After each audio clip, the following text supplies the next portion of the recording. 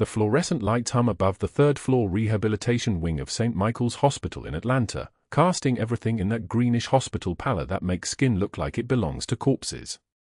Margaret Walsh moves between rooms with methodical efficiency, her brown hair pulled back tight enough to draw the skin taut at her temples, her nursing scrubs faded from too many industrial washes at the hospital laundry.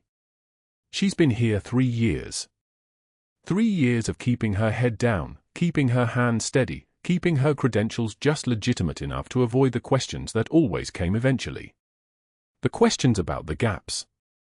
The questions about why someone with her obvious competence worked bedpans instead of supervisory positions. The question she never answered, because answering would require explaining things that didn't exist in any official record anymore. Her left leg carries a slight limp that nobody asks about. The kind of limp that comes from shrapnel embedded too close to the femoral artery to remove safely, from a Black Hawk extraction that never happened, from 18 years ago when Captain Margaret Walsh was someone else entirely. She doesn't limp on the bad days. On the bad days, she walks straight and the pain radiates through her hip socket like electrical current, and that's how you recognize the people who've learned to hide worse things than discomfort. The scar on her forearm catches the light sometimes, a thin white line running parallel to her radial artery, the kind of scar that comes from shrapnel and not from kitchen accidents, and she keeps it hidden under long sleeves even in summer because questions about scars are questions about history, and her history was erased. At 6:53 a.m., Margaret is adjusting the 4-line on room 312, checking the drip rate, 23 milliliters per hour, perfect, when she hears the commotion in the corridor. Wheels squeaking against tile. Voices elevated but professional. The sound that means they're bringing in a trauma case, or a complicated transfer, or someone important enough to warrant an entourage. She doesn't look up. She's learned that looking up is a form of curiosity, and curiosity marks you as someone with energy to spare, and she has none of that. Every unit of her focus goes inward, reserved, rationed like a soldier on rations that won't arrive for another 72 hours. But then she hears it. The sound of fabric rustling. Fabric being clutched. The particular acoustic signature of someone gripping something so tightly that their fingers are trembling, the material compressing and releasing in irregular intervals. She turns, and she sees him. They wheel Major Devon Carter onto the floor at 6:51 a.m. His chart comes ahead of him, paralyzed from T12 down, complete transaction at the level of the 12th thoracic vertebra, 3 weeks post-injury from a blast at Bagram airfield that took out his convoy and took his mobility and took something else too, something that doesn't show on medical imaging but shows in the way he's gripping that folded flag. It's a perfect square of fabric, creased with the precision of military standards, the kind of fold you learn at a funeral when someone hands you the flag that covered your teammate's casket. His teammate. The one who didn't make it back. The one who didn't wake up in Walter Reed. The one who stayed in Bagram. Margaret freezes. Not visibly. Her hands don't shake. Her breath doesn't catch. But internally, somewhere in the architecture of her nervous system, something recognizes something. Some frequency that only responds to the sound of trauma this specific, to the sight of a ranger, and she knows he's a ranger the way she knows her own blood type, can see it in the way he's positioned his shoulders even though he can't feel anything below his waist, holding onto a flag like it's the only solid thing left in a world that just became liquid. She lets the moment last exactly 2 seconds. 2 seconds is enough. 2 seconds is long enough to feel the weight of whatever that flag represents, long enough to recognize the 1,000-yard stare that comes from being awake while your teammates are not. Then she pulls her professional mask into place, the one that sits over her face like a stage prop, and approaches the bed. "Major Carter," she says, and her voice is soft, almost deferential. Almost. The word sits under her tongue like a weapon kept carefully sheathed. "I'm Margaret. I'm going to be helping with your care this shift. Let's get you settled." The major's grip on the flag doesn't loosen. His eyes don't focus. He's seeing something 3,000 miles away, something that doesn't have a name in the charts they've filled out about him, something that lives in the space between breathing and staying conscious. Margaret understands. She doesn't move toward him too quickly. She doesn't approach from his blind side. She doesn't make sudden movements. She moves like someone who understands that trauma is territorial, that the body of someone carrying this much loss needs space and predictability and hands that won't startle. She takes his vitals with practiced precision. The pulse oximeter glows soft red against his finger, 98%, good, normal oxygen saturation. His blood pressure reads 118/76, elevated slightly but within the range you'd expect from someone 36 hours post-transfer, someone still managing the cocktail of pain medications and anti-anxiety drugs that Walter Reed sent with his discharge paperwork. His heart rate sits steady at 64 beats per minute. The metrics of a man whose body is healing, even while his mind is somewhere else entirely. The flag stays, Margaret says. Not a question. A statement of fact. I'll work around it. The Major's eyes flicker. Just once. Just enough to show that some part of him is still present in the room, that she's registered, that she's not a nurse who's going to try to take away the one thing keeping him tethered to the man who didn't come back. Dr. Pierce arrives at 7:13 a.m. He moves through the ward like someone who has never had to wait for anything, his white coat pristine enough to suggest he doesn't actually practice medicine so much as supervise it from a safe distance, his Harvard Medical School ring catching light as he reviews charts. He's 47, Margaret's age, but carries himself like someone who emerged from the womb fully credentialed and has never questioned his authority since. The kind of doctor who went to the right schools, joined the right country clubs, married the daughter of someone important, and collected accomplishments the way other men collected cars. He pauses at the doorway of room 314, where Margaret is adjusting the saline drip on Carter's full line. He doesn't enter. He just observes. His eyes track her movements, the way she secures the line with practiced efficiency, the way she checks the catheter site for signs of infection, the way she moves around the Major's body without making him flinch, the way her hands move with a kind of muscle memory that doesn't come from a standard nursing program, the kind that comes from doing this same procedure in the field while rounds were landing nearby, doing it in the dark, doing it with trembling hands that learned not to tremble. Dr. Pierce's expression shifts. It's subtle.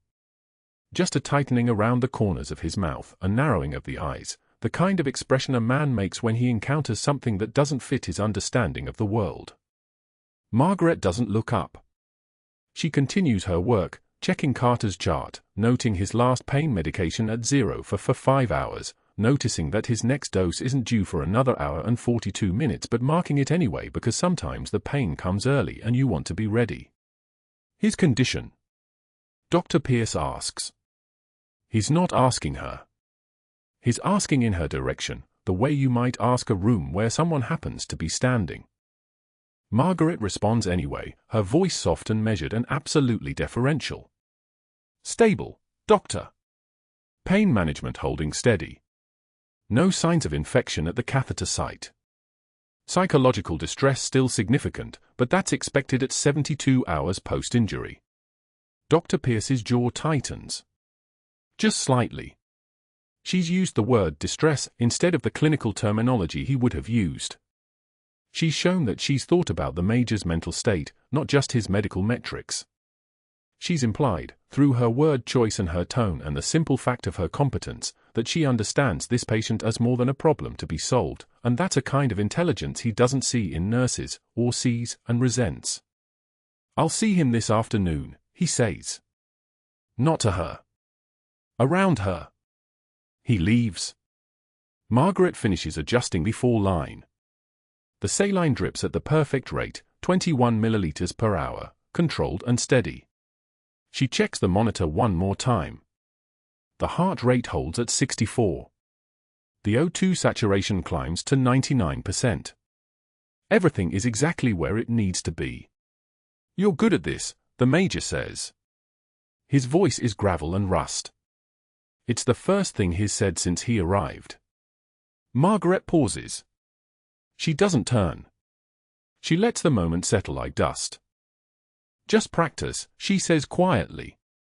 She marks the time in his chart, 0718 hours, vital stable, patient alert and oriented, and doesn't write down what her hands know, what her body remembers, what the scar on her forearm could testify to if scars were allowed to speak.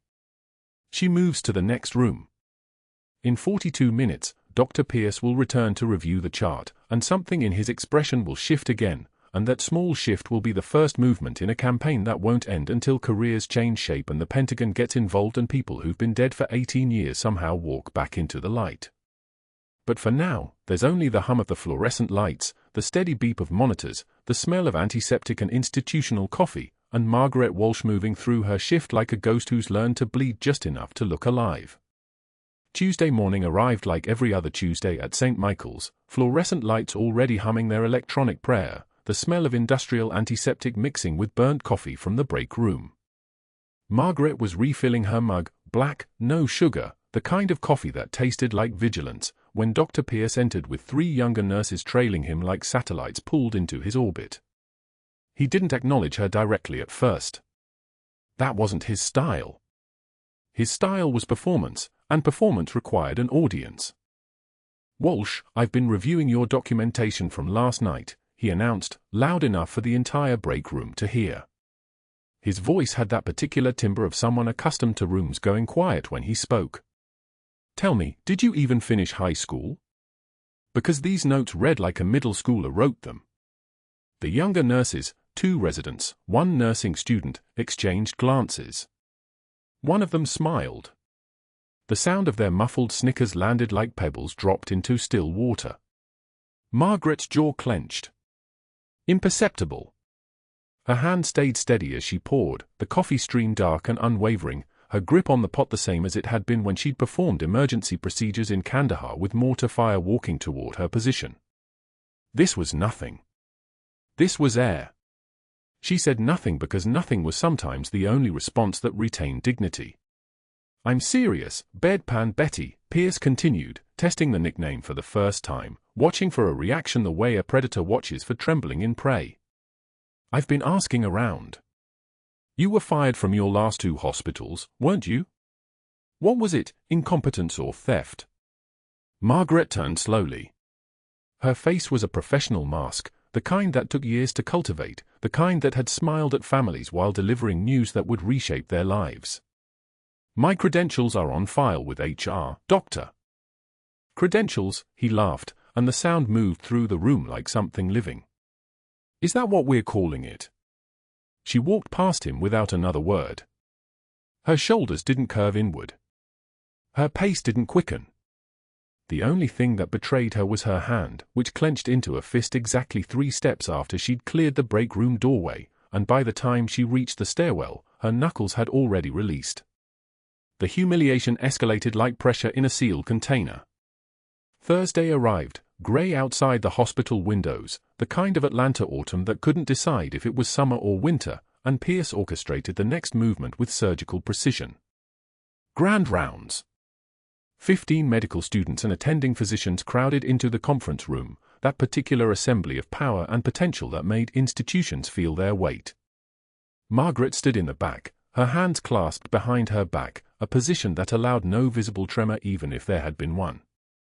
Pierce presented Major Devon Carter's case with the casual cruelty of someone who'd never learned that power could be wielded with restraint.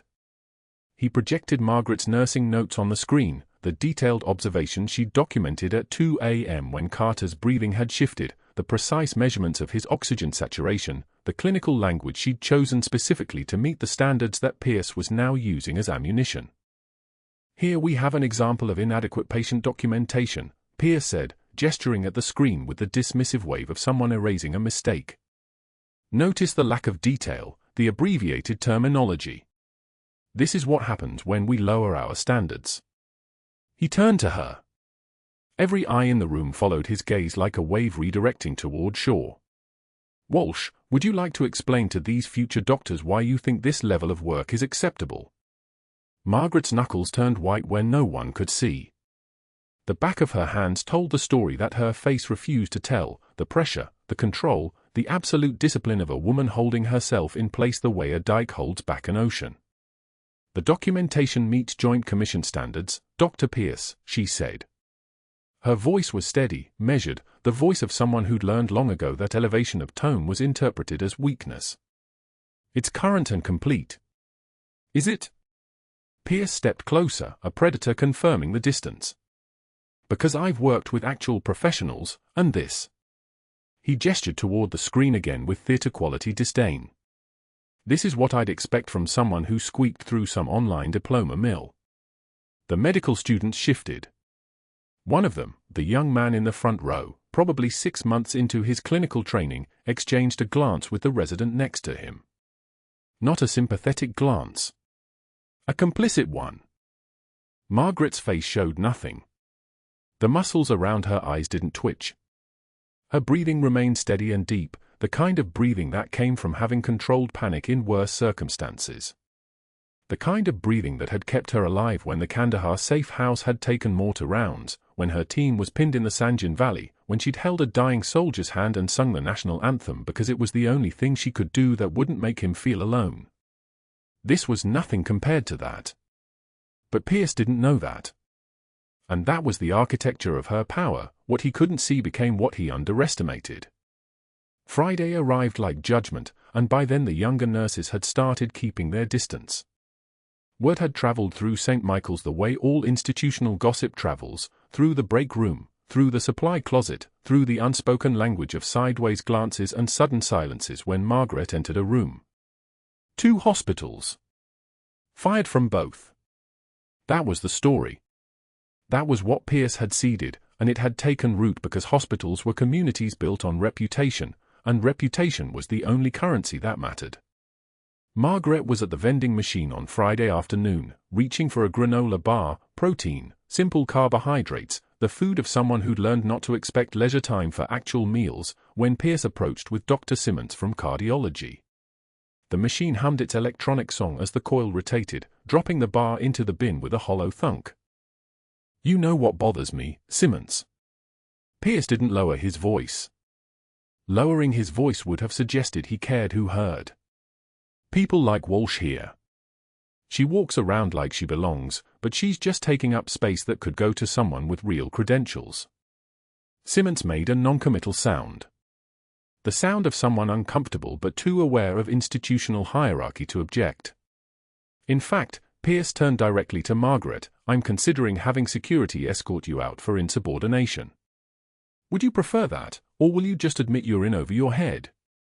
Margaret's hand paused for exactly 1 second on the vending machine. The pause was not hesitation. It was a choice. A deliberate, controlled decision to remain still before moving forward. Then she took her granola bar, met his eyes with the kind of perfect calm that could only come from having already survived worse, and walked away. Her hands didn't shake. What Pierce didn't understand, what no one at St. Michael's could know, was that she didn't shake because she'd learned long ago that fear and rage were indulgencies. That showing weakness was a choice, not an inevitability. That the people who survived the worst weren't the ones who broke loudly. They were the ones who broke silently and kept moving. She went directly to Carter's room. The Major was sitting in his wheelchair near the window, the Atlanta skyline visible beyond the glass, distant, unreachable, the outside world that existed for people who could move freely. When Margaret entered, something shifted in his expression. Recognition, maybe. Or something closer to it.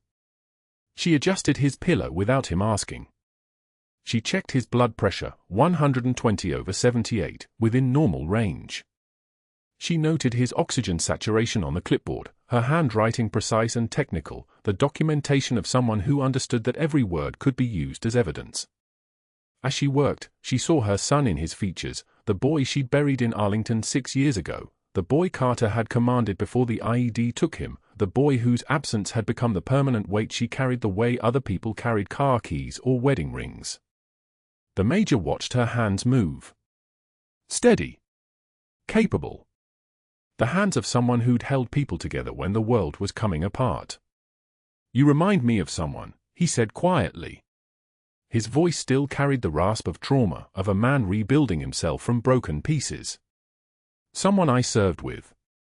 Long time ago." Margaret's hands paused on his blood pressure cuff. Not for long. Just long enough for him to register the hesitation. Long enough for the truth to flicker across her face before she controlled it back into professional neutrality. "I have that kind of face," she said. But something had changed in her eyes. Something had shifted like a door opening in a locked room. Pierce entered without knocking. He had that particular skill of men with institutional power, the inability to imagine that a closed door might be intentional. His presence filled the doorway, and his expression carried the satisfaction of someone confirming his dominance. "Walsh, I need to speak with you." "Privately," he said. Not a request. A command dressed as one. In the hallway, he delivered the news with the precision of someone closing a trap. "The board has questions about your employment history. There's going to be an investigation. I'd start looking for other work if I were you. Somewhere more appropriate for your skill level." Margaret nodded once. Her voice remained level, the voice of someone who'd learned that showing anger was the same as admitting defeat. "Is that all, Doctor?" Her composure infuriated him. He'd expected tears, or rage, or the visible dissolution that would have confirmed his narrative of her unworthiness. Instead, he'd found only this, her complete and utter refusal to break in a way he could see. That evening, Margaret sat in her car in the parking lot for 10 minutes before starting the engine. Her hands rested on the steering wheel, steady as stone. Outside, the Atlanta traffic moved in currents of red taillights and white headlights, each driver carrying their own urgency, their own stories. She stared at her hands as if they belonged to someone else. As if they weren't the hands that had stabilized a soldier's spine with nothing but gauze and tourniquets. As if they weren't the hands that had learned to be invisible in a world that couldn't afford to acknowledge what they'd done. At home, her teenage son looked up from his homework when she entered the kitchen. "Long day?" he asked, the intuition of children picking up on the frequencies adults broadcast. "Long day," she confirmed. He didn't push. He'd learned years ago not to ask about the things his mother kept locked behind her eyes. Instead, he returned to his calculus, and Margaret made dinner, simple protein, vegetables, the kind of food that sustained without demanding attention. They ate in the comfortable silence of people who'd learned that words weren't always necessary. Later that night, after her son had gone to bed, Margaret descended the ladder into the crawl space. Dust moved through the beam of her phone's flashlight. The shadow box was where it had always been, hidden behind the insulation, wrapped in plastic. She didn't open it. Not yet. She just sat in that space barely tall enough for a woman to fit, holding the weight of what the Pentagon had tried to erase, what 6 years of silence had been designed to protect. The medals were still there. The citations. The photographs of a woman who'd been erased from official records following a classified extraction that never officially happened. A woman the world had decided couldn't exist. But the world was about to learn that some erasures never quite worked. Some women refused to be forgotten even when forgetting was the only way to survive. Tuesday night descended on St. Michael's like a held breath, the kind of quiet that meant danger was coming whether you could see it yet or not. The fluorescent lights hummed their mechanical prayer. The night shift crew moved through the corridors at that strange pace between hurried and exhausted, the 2,200-hour mark when the hospital's nervous system slowed but never quite rested. Margaret Walsh had been doing this work long enough to know the difference between silence and the absence of sound. One was peace. The other was a warning. She was charting vitals in the nurse's station when she first noticed it, a small change in Major Devon Carter's breathing pattern visible on the bedside monitor in his room. His respiratory rate had climbed from 18 to 22 breaths per minute over the course of 30 minutes. Not dramatic. Not the kind of thing that would make a junior nurse page the attending. But Margaret wasn't a junior nurse, even though everyone at St. Michael's thought they knew exactly what she was, a capable enough bedside technician with a thin credential file and ambitions that probably exceeded her ability. She walked to his room at 2,207 hours, moving with the deliberate quietness she'd learned long ago in places where movement itself could be weaponized. The machines gave up their data without argument, oxygen saturation 92% on 2 liters nasal cannula, blood pressure holding at 128/76, but his accessory muscles were working now, the muscles between his ribs visible in the soft light, as if his lungs had forgotten how to breathe on their own. His neck veins were slightly more prominent than they'd been that morning. His breathing had taken on a quality like someone pulling against a rope, each exhalation a small effort of will. Major, she said quietly, checking his pupils with her penlight. Reactive. Good. How are you feeling? Carter's eyes focused on her, and there was something in that moment, a clarity that had nothing to do with his paralysis, a sharpness that made Margaret think of soldiers she'd served with who could read a room the way other people read weather. Tight, he said. His voice was still solid, still confident, but underneath it she could hear the effort. Chest feels tight. Like pressure. Margaret's mind worked in two lanes simultaneously, had been trained to do so across too many years in too many places. On one lane, she was the attentive nurse, checking his surgical sites, listening to his lungs, making mental notes. On the other lane, something deeper was cataloguing the signs, the way a predator catalogues prey, not with malice, but with the cold efficiency of pattern recognition. Increased respiratory rate. Accessory muscle use. Neck vein distension. A complaint of chest pressure. A young, traumatized soldier who'd been through catastrophic injury. She placed her stethoscope against his left chest wall, listening to air movement.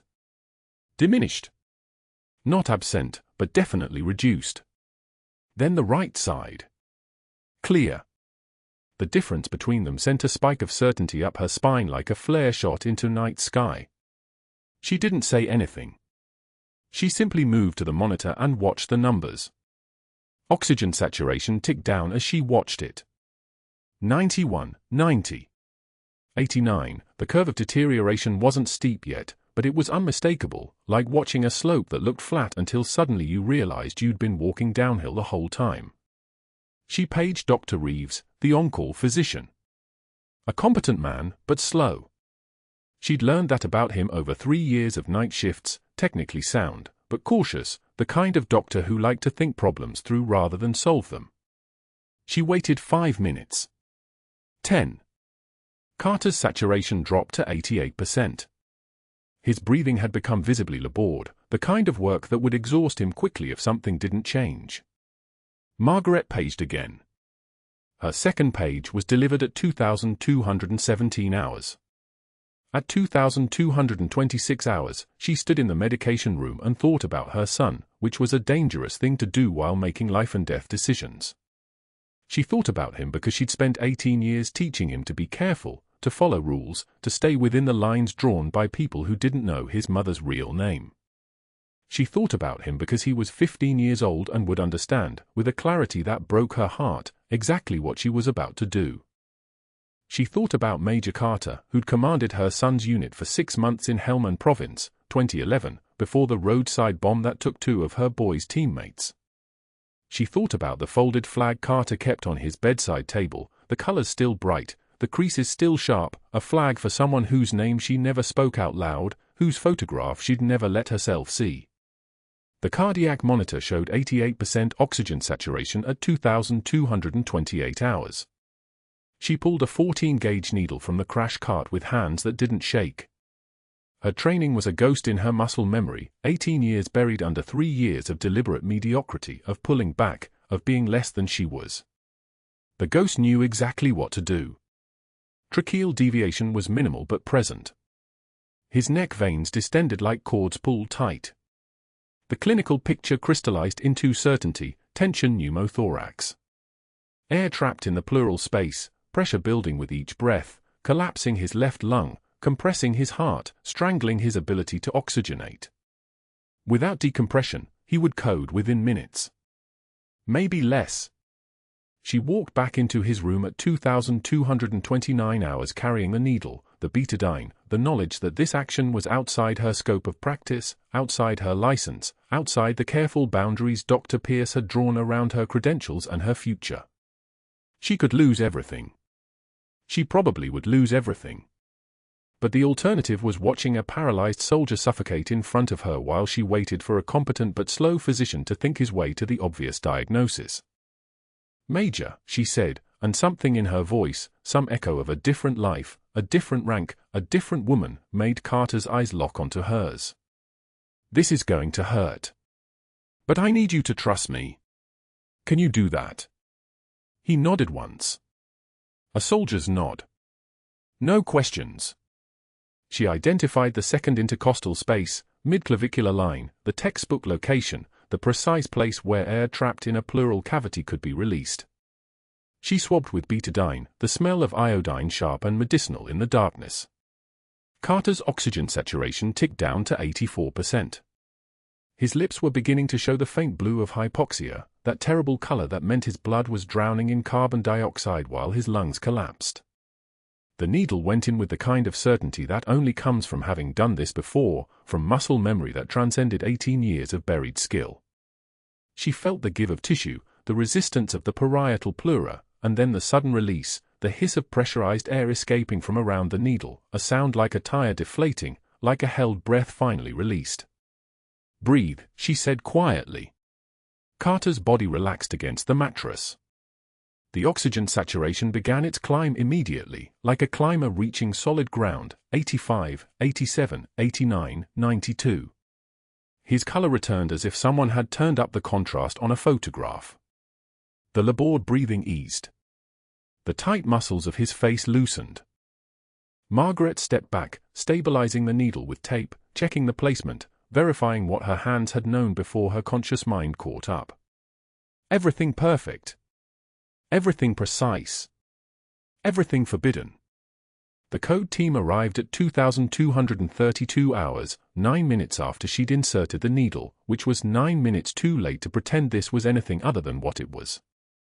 They found Major Carter stable, oxygen saturation 94% and climbing, his breathing restored to something approaching normal. They found Margaret standing beside the crash cart, the needle properly placed, her hand steady, her expression neutral. "What happened?" the code team leader asked, his eyes moving from Carter to Margaret to the monitor to the needle in Carter's chest. "Tension pneumothorax," Margaret said clinically, her voice level. "Respiratory rate elevation beginning approximately 2,200 hours, accessory muscle use, neck vein distension, diminished breath sounds on the left, pressure sensation reported by the patient. Needle decompression at the second intercostal space, midclavicular line, 2,229 hours. Immediate improvement in oxygenation and respiratory effort." The code team leader nodded, already moving to secure a chest tube, already moving into the next phase of management. This was how medicine worked when you spoke its language with authority. But then the room's atmosphere changed. Margaret felt it the way a sailor feels the barometer drop, a pressure change, invisible but unmistakable, the atmospheric shift that precedes a storm. She looked up. Dr. Pierce stood in the doorway, still in street clothes, summoned by the charge nurse from wherever he'd been. His eyes were moving across the scene with the careful attention of a man photographing a crime scene, cataloguing details, already constructing the narrative. His gaze settled on Margaret, then on the needle, then back to Margaret. "What exactly happened here, Walsh?" he asked, his voice carrying that tone she'd learned to recognize, not angry yet, but calculating, the voice of a man who'd just been handed exactly what he needed. Margaret explained clinically, professionally, precisely, the vital signs, the respiratory rate, the oxygen saturation curve, the physical examination findings, the intervention. She used medical language, sterile terminology, the vocabulary of competence. She didn't apologize. She didn't explain. She simply stated the facts with the kind of calm that came from having already accepted the consequences. Dr. Pierce listened, nodding slowly, his expression shifting through stages she couldn't quite read but recognized nonetheless, surprise, then calculation, then something that looked almost like satisfaction. When she finished, he was quiet for a long moment, and that silence was more threatening than any words. "Thank you for the explanation," he said finally, his voice smooth as polished steel. "That's very helpful. Very detailed. Very informative." He turned and left without another word, but Margaret already knew. She could see it in the way he'd looked at the needle, in the deliberate attention he'd paid to every detail of her intervention. He was going to use this. He was going to weaponize her competence, her instincts, her inability to watch a patient die. He was going to take the thing that made her most herself and transform it into the instrument of her own destruction. She'd just given him everything he needed. Pierce arrived at Trauma Bay 4 at 2:38 a.m., 10 minutes after the code team had been called. The fluorescent lights bleached everything white, the monitors, the crash cart, the faces of the residents frozen in their practiced helplessness. Margaret stood beside the cart in her scrubs, her gloved hand steady at her sides, her expression the practiced mask of professional detachment. The ventilator wheezed its mechanical rhythm.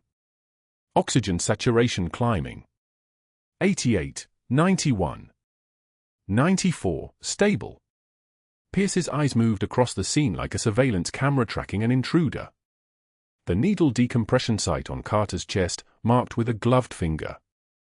The blood already drying on the gloves she discarded in the biohazard bin. The way the residents were looking at her, not with contempt anymore, but with something worse, recognition. His jaw tightened almost imperceptibly.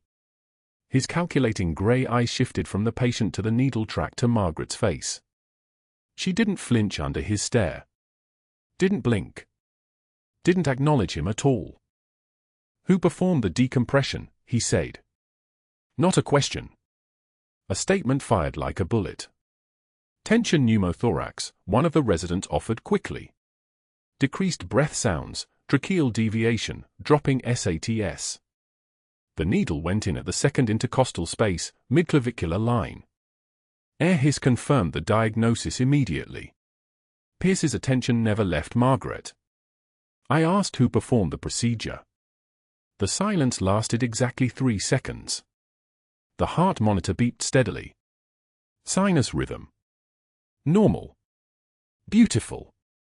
Everything Carter needed to survive the next dawn. Everything Margaret had given him while Dr. Pierce slept in his apartment 6 miles away, his phone on vibrate, his pager ignored. "I did," Margaret said quietly. 10 words. A confession wrapped in professional calm. The on-call physician wasn't responding to pages. Carter's oxygen saturation was dropping through 68. "Another 3 minutes, Anne." "Scope of practice," Pierce said, cutting her off like a knife through tissue. "You're a registered nurse. You don't perform invasive procedures. You don't make medical decisions. You call a physician. You continue paging. You activate a rapid response. You do not take a needle and puncture a patient's chest wall." His voice was soft, which somehow made it more devastating. The tone of a man explaining the obvious to someone who should have known better. "This is a serious violation. Document it." He turned and walked out without another word. Margaret released a breath she hadn't known she was holding. Her hands, still gloved, dropped to her sides. The resident who'd been frozen in place was now staring at her with something like awe, but she was already turning back to Carter, checking the chest tube placement, confirming the stabilization, doing the 1,000 small things that no one would remember in the morning except for the physician who would sign the chart and take the credit for the save. By 3:15 a.m., Pierce was in his office on the administrative floor. His contact at the hospital board, his fraternity brother from UVA, a man named Whitmore who owed him 3 favors and knew it, answered on the second ring despite the hour. These men didn't sleep when opportunity knocked. They answered. They acted. They protected their own. "We have a liability issue," Pierce said without preamble. "That nurse I mentioned. Margaret Walsh.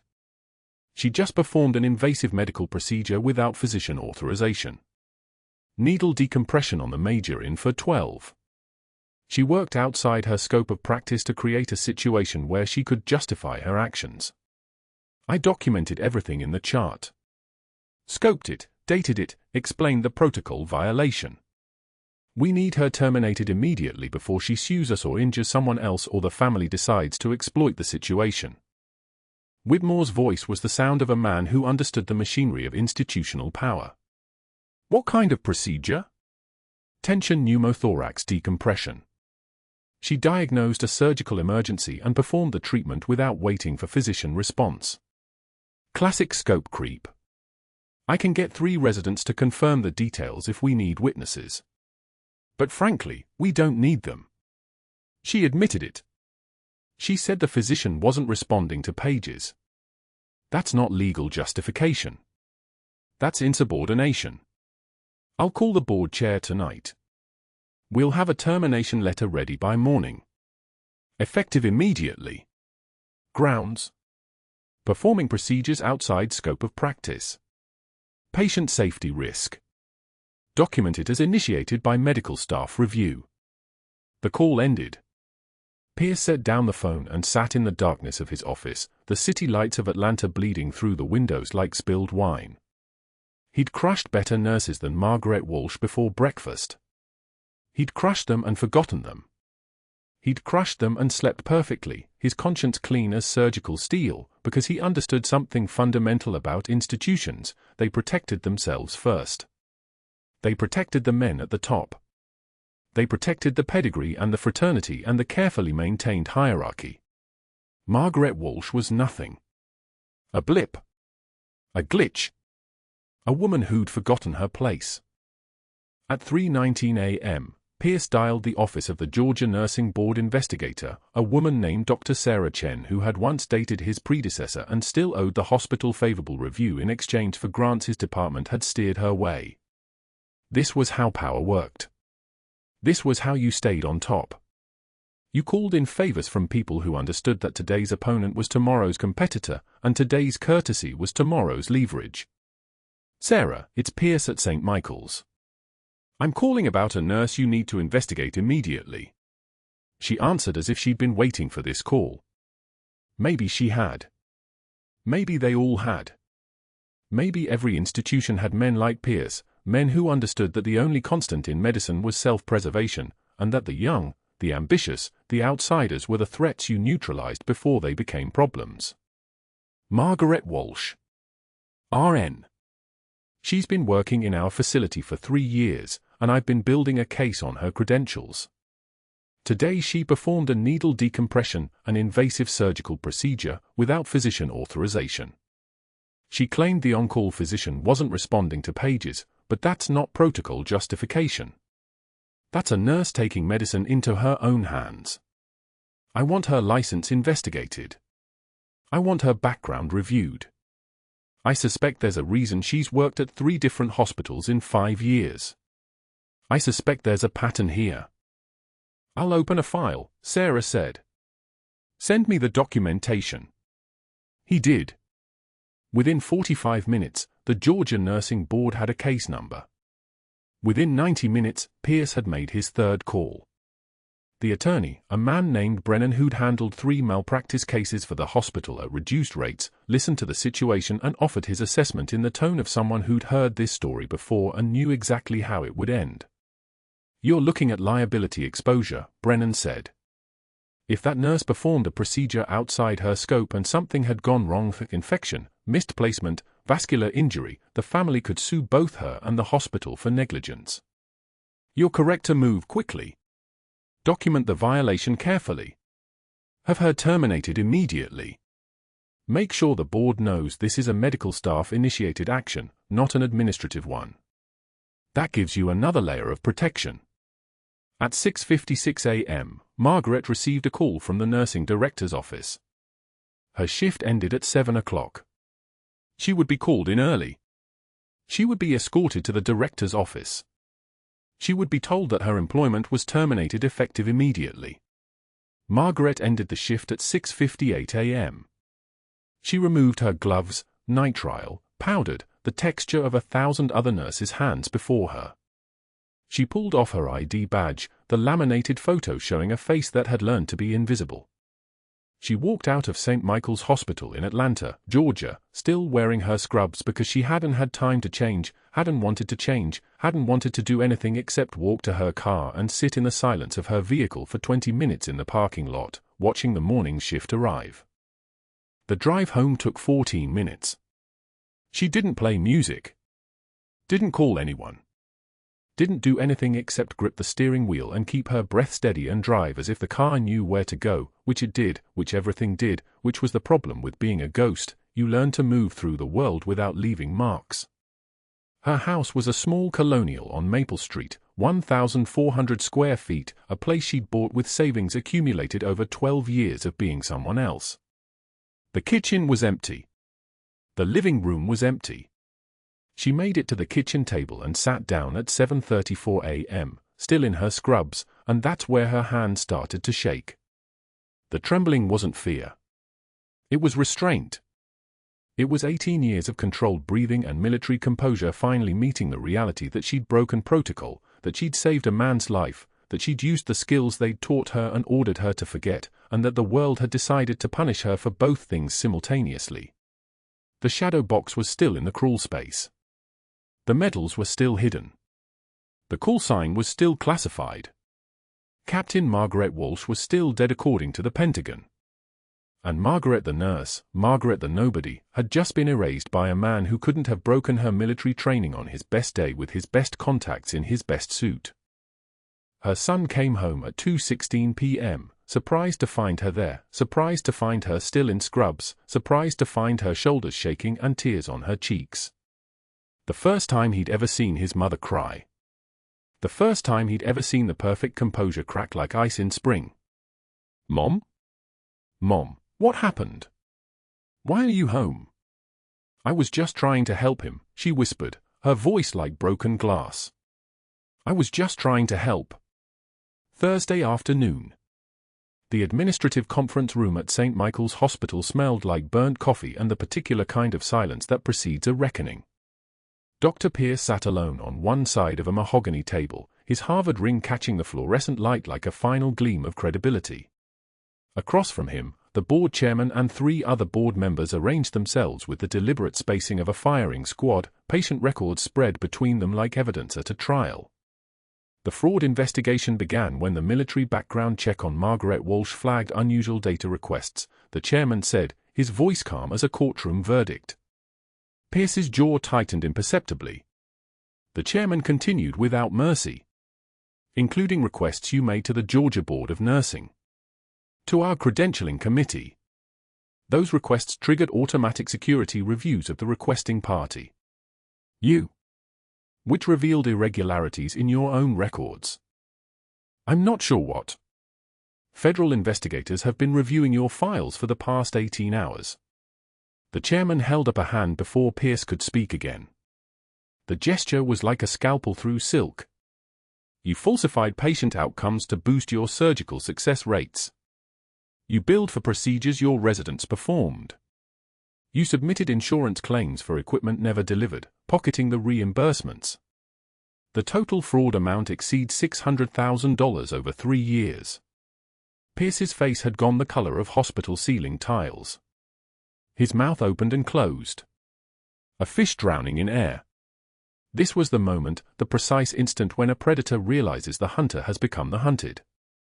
All those years of institutional power, of connections and credentials and carefully cultivated superiority, dissolving in 18 hours of federal scrutiny. "I want an attorney," Pierce managed finally. "That's your right," the chairman replied. "You're terminated effective immediately. Your medical license suspension proceedings begin Monday. Federal charges will likely follow." Pierce stood. His hands trembled, actually trembled, the irony cutting like a blade, as he reached for his briefcase. The board members didn't stand. Nobody extended a hand. He'd spent 6 months destroying Margaret Walsh with whispers and accusations. He'd been destroyed with documents and silence. He walked out of St. Michael's at 1700 hours Thursday afternoon, security escorting him past the same vending machines where he'd mocked a nurse he'd thought was beneath him. The afternoon light fell across his face, and for just a moment, he looked exactly what he was, a man who'd built his entire existence on a lie, and the lie had finally collapsed. The guards didn't speak. The hall echoed with his footsteps. The sound of departure. But that wasn't the worst part for Pierce. The worst part came at 1900 when his attorney called with the plea deal recommendation. The worst part came at 2200 when his ex-wife's lawyer filed for immediate custody of their daughter. The worst part came at 3 in the morning when he lay awake understanding that his life, as constructed, was finished. The fall from summit to basement takes 3 hours, sometimes. Sometimes it takes only seconds. Meanwhile, 7 floors above the vending machines, the General and Morrison sat in the hospital administrator's office, sunlight bleeding orange through floor-to-ceiling windows. The General's uniform bore the weight of commands and decisions that civilians would never comprehend. His presence made the air pressure change, as if the room itself recognized authority incarnate. Captain Walsh was part of a classified operation that officially never happened, the general explained, his voice carrying the precision of someone who'd spent 43 years giving orders that shaped nations. When the mission was buried for political reasons, everyone involved was ordered to disappear from official records. She was told never to surface. Never to use her rank or decorations. Never to contact anyone from her unit. She complied completely. 6 years invisible. Nursing bedpans at a hospital that didn't deserve her. The administrator leaned forward. We want to offer her reinstatement. Full credentials. Whatever position she wants. You'll have to ask her, Morrison said quietly. But you should know, the Pentagon is also making her an offer. Walter Reed wants her as Chief of Trauma Education. Contract, 40-month placement, full rank restoration if she wants it. The administrator nodded slowly, understanding that he'd been allowed to participate in this moment but not to control it. The military had come for their own. That was how it worked. That evening, Margaret received 3 phone calls. The first from the hospital administrator at 1800. The second from the Pentagon at 1815. The third from Major Carter at 1840, his voice steadier than it had been in 3 years. Come see me one more time. She arrived at 2000 still wearing the scrubs they'd fired her in, the fabric wrinkled and carrying the smell of industrial laundry and something like defeat, though they'd tried to wash it out. Her son was with her, her actual son, the one who'd inherited her capacity for silence and her genes for resilience. He wouldn't let go of her hand during the drive across Atlanta, the rain hammering the windshield like applause for something finally right. Then 6 months collapsed into 6 months moving forward. Carter's room at the VA hospital in Georgia, where rehabilitation happens in increments measured in millimeters of nerve response and milliliters of hope regained. He'd regained some sensation in his legs. Not enough to walk. Enough to believe walking might be possible. The folded flag from his fallen teammate sat on his bedside table, preserved like the memory of a brother no one could save. Margaret's son stood beside her wearing his ROTC uniform from the military preparatory academy he now attended, his uniform pressed with hospital corners, his bearing already carrying the ghost of discipline. Through the window, the same window that faced west toward the community college, they could see into a basement classroom where Dr. Pierce taught CPR certification to bored teenagers. $15 per hour. No benefits. No prestige. No Harvard alumni network showing up for drinks. Just a man teaching compressions to people half his age, his medical license suspended indefinitely, his fraud conviction reducing him to this, the most ordinary fall imaginable. Do you feel vindicated? Carter asked from his wheelchair, his voice carrying the particular roughness of someone who'd learned to smile again. Margaret turned from the window, and her face held a light her son had never quite seen before, not happiness exactly, but something deeper. Rightness. The sense of gravity finally working correctly. I feel tired. And grateful. And like I can finally breathe. She'd turned down the Pentagon. Turned down Walter Reed. Turned down the administrative fast track to power. Instead, she'd accepted a clinical educator position at St. Michael's Hospital, training new nurses, particularly those who came from non-traditional backgrounds. Veterans. People with employment gaps. People the system overlooked and discarded. People like her. She was building the path she'd needed, brick by brick, one ignored nurse at a time. Your brother would be proud, Carter told her son, his eyes finding Margaret's across the room. He gave everything for the mission. For all of us. The boy nodded, a small movement carrying enormous weight. Understanding now. Finally understanding why his mother had hidden the medals in the crawl space. Why she'd cried at the kitchen table that one time.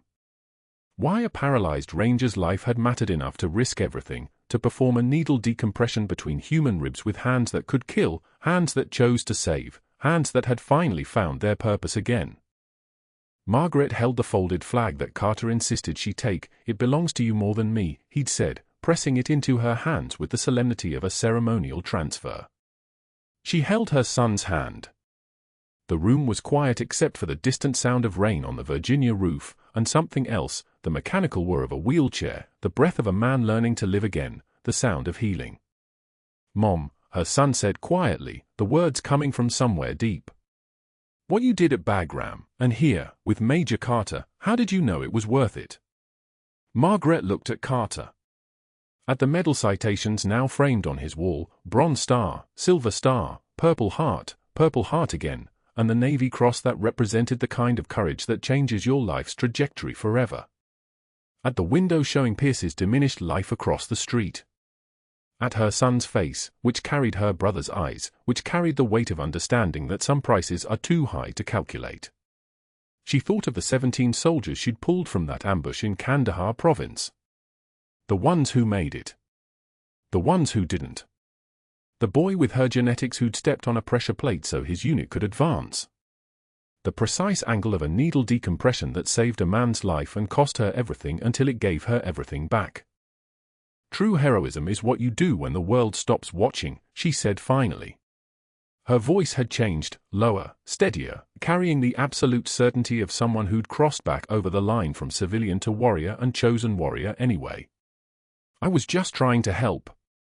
Carter saluted from his wheelchair, his spine straightening despite his paralysis, his left hand rising to his temple with the precision of drill and discipline and honor.